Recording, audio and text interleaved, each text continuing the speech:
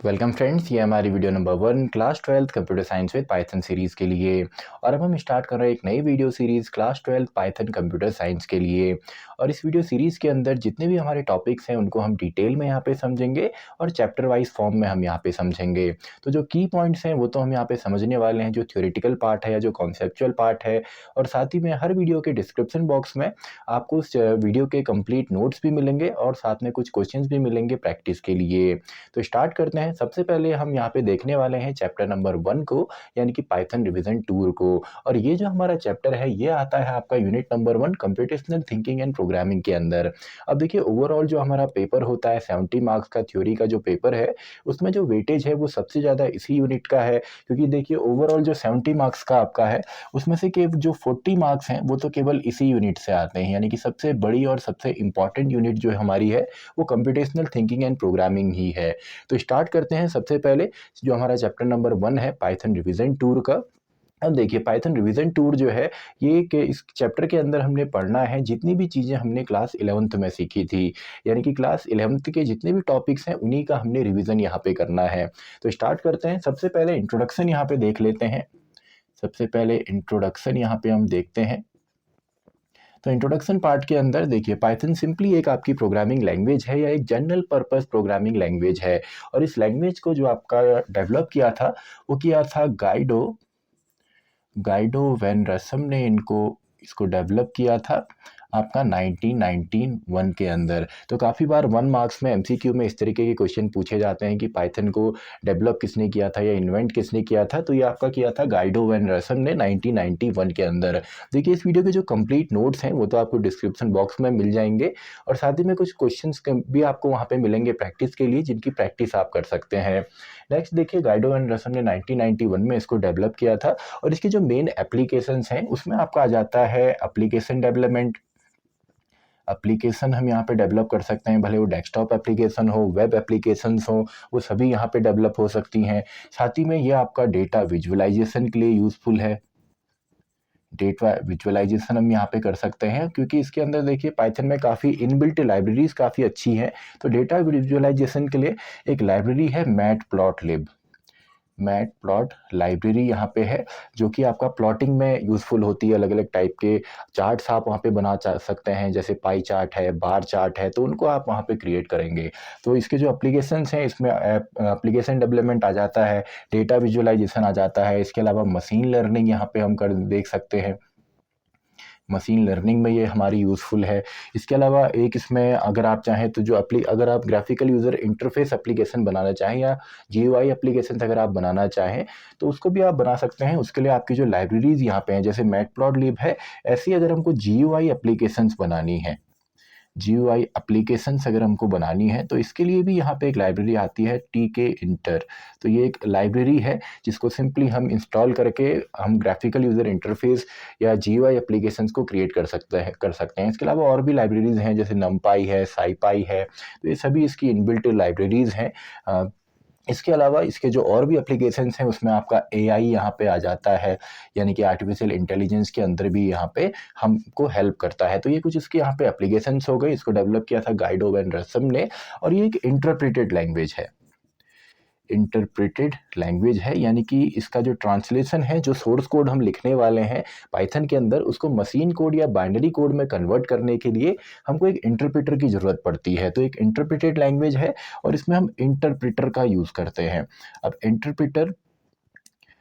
Interpreter जो होता है, देखिए ये इंटरप्रेटर जो आता है ये आपका कन्वर्टर की कैटेगरी में आता है। जितने भी लैंग्वेज ट्रांसलेटर्स या कन्वर्टर्स होते हैं, जिसमें आपका असेंबलर एक होता है जो असेंबली लैंग्वेज को कन्वर्ट करेगा।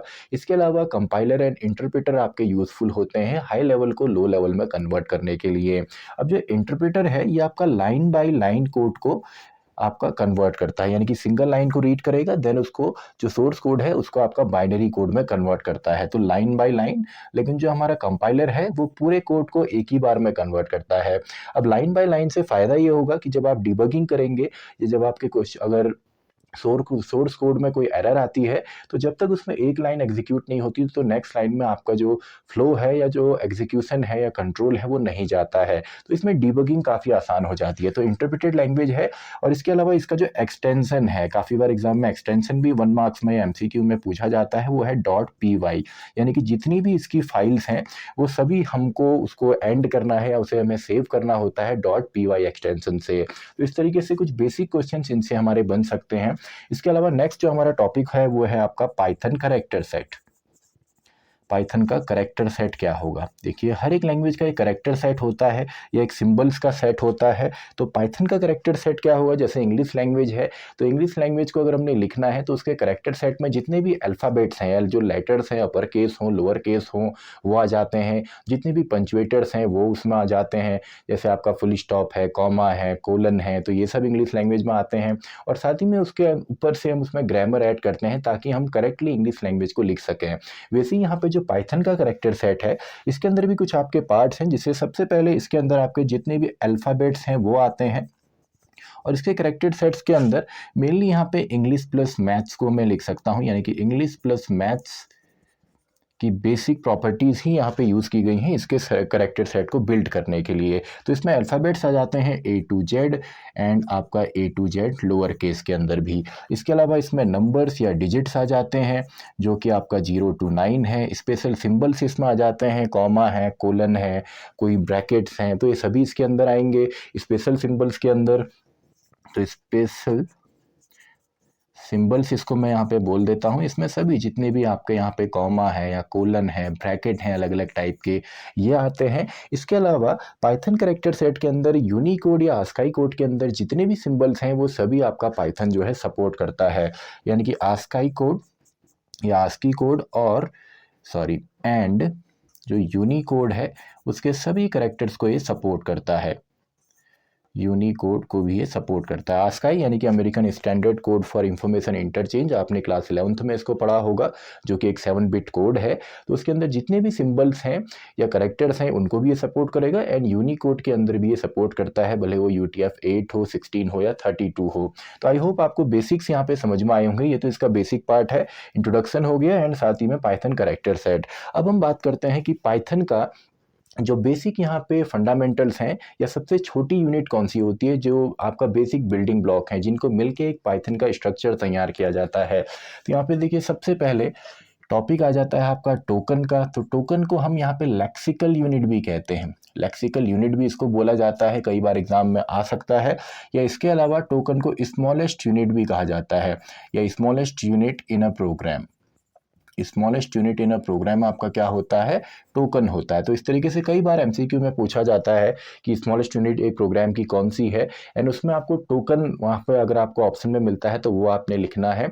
अब टोकन्स के भी सब पार्ट्स हैं, तो सब पार्ट्स भी अगर आपको ऑप्शंस में दिखते हैं तो केवल आप टोकन को ही आप वहाँ पे जो आपका है करेक्ट आंसर होगा, बाकी पार्ट नहीं होंगे क्योंकि वो बेसिकली आपके पार्ट है। अब देखिए टोकन आपकी सबसे छोटी यूनिट तो होती है, तो टोकन के पार्ट्स कितने हैं? तो मेनली इसके अंदर 6 पार्ट्स यहाँ पे होते हैं।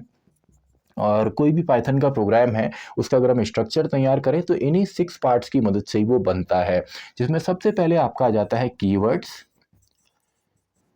कीवर्ड्स आपके हैं।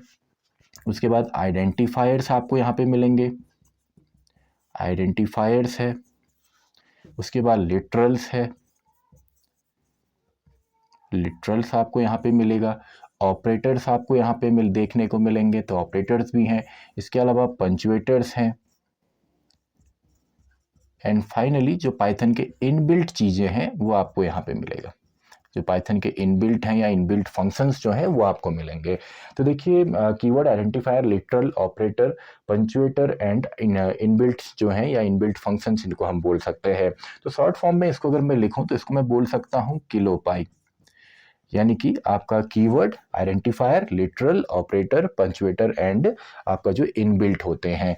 तो यहाँ पे देखिए इनको हम डिटेल में आगे देखने वाले हैं क्योंकि आपके काफ़ी बड़े टॉपिक्स हैं, इनसे काफ़ी आपके MCQs में क्वेश्चन पूछे जाते हैं। मेनली आपके ऑपरेटर्स हो गए या आपका कीवर्ड्स हो गए, इनसे क्वेश्चन पूछे जाते हैं। तो नेक्स्ट वीडियो में हम डिटेल में देखेंगे यहाँ पे जितने भी हमारे टोकन्स हैं। तो यहाँ पे अगर मैं देखूँ, अगर आपको एक प्रोग्राम का स्ट्रक्चर मैं यहाँ पे समझाऊँ, क्योंकि क्लास 11th में ऑलरेडी हम पढ़ चुके हैं, तो स्ट्रक्चर हम यहाँ पे देख लेते हैं। तो स्ट्रक्चर से आपको समझ में आएगा कि स्ट्रक्चर के अंदर जितनी भी चीज़ें हैं वो सभी इनमें से किसी न किसी टोकन के अंदर या किसी न किसी कैटेगरी के अंदर फॉल होती हैं। फॉर एग्जाम्पल, सबसे पहले पाइथन में अगर हमको कमेंट लिखना हो, कमेंट आपको पता होगा जो कि आपका पाइथन इंटरप्रेटर या सॉफ्टवेयर इग्नोर करता है, केवल डॉक्यूमेंटेशन के लिए या लॉजिक को समझाने के लिए हम कमेंट्स को लिखते हैं। और कमेंट्स आपके मल्टी लाइन भी हो सकते हैं, सिंगल लाइन भी हो सकते हैं। सिंगल लाइन या इन लाइन कमेंट जब हम बनाते हैं तो हम हैश के सिंबल से बनाते हैं। हर एक लैंग्वेज में अलग अलग तरीके होते हैं कमेंट्स को लिखने के लिए। तो पाइथन में हैश है आपका सिंगल लाइन कमेंट के लिए। इसके अलावा अगर आपने मल्टी लाइन कमेंट लिखना है तो उसके लिए हम ट्रिपल कोट्स को यहाँ पे इस्तेमाल करते हैं। तो मान लीजिए मैंने यहाँ पे कह दिया this is structure, this is structure, ये पाइथन का स्ट्रक्चर होने वाला है सिंपल एक प्रोग्राम का। तो ये कमेंट है, यानी कि आपके उसमें नहीं आएगा। और अगर आपने यहाँ पे वो करना है, अगर आपने मल्टी लाइन कमेंट लिखने हैं तो आप ट्रिपल कोट्स का इस्तेमाल करेंगे, जिसमें आप सिंगल कोट्स का इस्तेमाल भी कर सकते हैं 3 टाइम्स, या आप यहाँ पे डबल कोट्स का इस्तेमाल भी कर सकते हैं कुछ इस तरीके से 1 2 एंड 3। देन आपने एक मल्टी लाइन कमेंट लिखा 1 2 एंड 3। तो इस तरीके से आप मल्टी लाइन कमेंट लिख सकते हैं।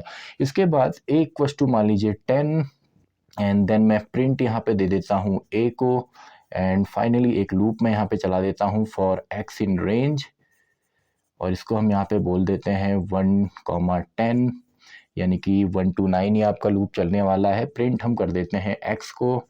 एंड इसके अलावा अगर हम यहाँ पे कोई फंक्शन बनाए, डेफ एच करके मैंने एक फंक्शन बना दिया, आगे हम देखने वाले हैं, ये हमारे टॉपिक्स आएंगे। इसके अंदर मैं पास यहाँ पे लिख देता हूँ। तो देखिए केवल इतना ही मैंने यहाँ पे लिखा है। तो सबसे पहले ए जो है ये आपका एक वेरिएबल है, या इसको सिंपली हम बोल सकते हैं कि आइडेंटिफायर है, यानी कि नेम जो यूज़र नेम देता है उसी को आइडेंटिफायर कहते हैं।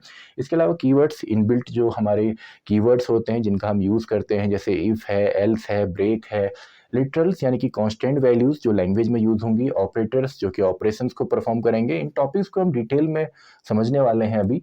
पंक्चुएटर्स जिनको हम सेपरेटर्स भी कहते हैं, जैसे कॉमा है या आपका कोलन है। इसके अलावा इनबिल्ट या इनबिल्ट फंक्शंस जैसे प्रिंट है या आपका सिंपली इनपुट है, इंट है, तो ये आपका इनबिल्ट के अंदर आता है। केवल किलो पाई आपने याद रखना है यहाँ पे। तो ए देखिए, ए यहाँ पे किसका पार्ट है, ये आपका आइडेंटिफायर, इसको हम बोल सकते हैं क्योंकि ये वेरिएबल है। इक्वस टू जो है ये आपका असाइनमेंट ऑपरेटर है, तो ऑपरेटर का पार्ट है। 10 जो है ये आपका कॉन्स्टेंट वैल्यू है, तो ये लिटरल का पार्ट यहाँ पे है। वैसी प्रिंट है, तो प्रिंट आपका इनबिल्ट फंक्शन है, तो इस कैटेगरी में आएगा। वैसी अगेन जो आपके ब्रैकेट हैं ये पंक्चुएटर्स में आ गए। एंड जो आपका ए यहाँ पे है ये आपका अगेन वेरिएबल है, तो आइडेंटिफायर के अंदर आएगा। देन फॉर आपका एक कीवर्ड है, एक्स यहाँ पे वेरिएबल है, इन भी आपका एक मेंबरशिप ऑपरेटर होता है, रेंज आपका इनबिल्ट फंक्शन है। एंड देखिए यहाँ पे कांस्टेंट वैल्यूज़ हैं, सेपरेटर्स हमारे हैं, इनबिल्ट है, डेफ यहाँ पे कीवर्ड है, एच यहाँ पे जो फंक्शन का नाम है वो आपका यहाँ पे आइडेंटिफायर है, यानी कि एक वेरिएबल का नेम है, फंक्शन का नेम है। एंड अगेन आपका कोलन या आपका यहाँ पे पंक्चुएटर्स में आएगा। एंड फाइनली पास जो है आपका एक कीवर्ड है। तो देखिए जब भी आप पाइथन का स्ट्रक्चर लिखेंगे या कोई भी प्रोग्राम आप पाइथन के अंदर लिखते हैं तो आपका इंसर्ट इसी टोकन का पार्ट आता है, यानी कि इन 6 कैटेगरीज के अंदर में से किसी न किसी के अंदर वो आएगा। तो क्वेश्चंस आपके इससे बाहर नहीं आने वाले अगर आपको ये 6 चीज़ें अच्छे से आती हैं तो आई होप आपको एक बेसिक यहाँ पे इंट्रोडक्शन समझ में आया होगा। तो नेक्स्ट वीडियो में हम यहाँ पे देखने वाले हैं टोकन्स के अलग अलग जो पार्ट्स हैं, इनको हम डिटेल में यहाँ पे समझने वाले हैं। तो इस वीडियो के जो नोट्स हैं वो आपको डिस्क्रिप्शन बॉक्स में मिलेंगे, एंड साथ में कुछ क्वेश्चंस की प्रैक्टिस भी आपको वहाँ पे मिलने वाली है।